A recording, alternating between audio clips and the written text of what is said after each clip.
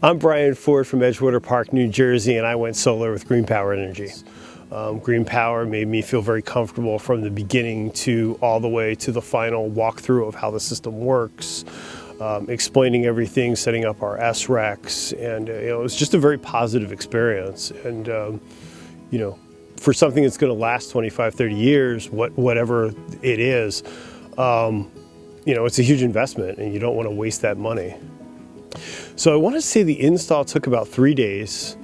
It was smooth. Everyone was very respectful. It was great. Any questions we had, and we had a lot of stupid questions during the install. We'd come out, we'd ask questions. The kids were here, and they would never not take the time out to help us, and that was great.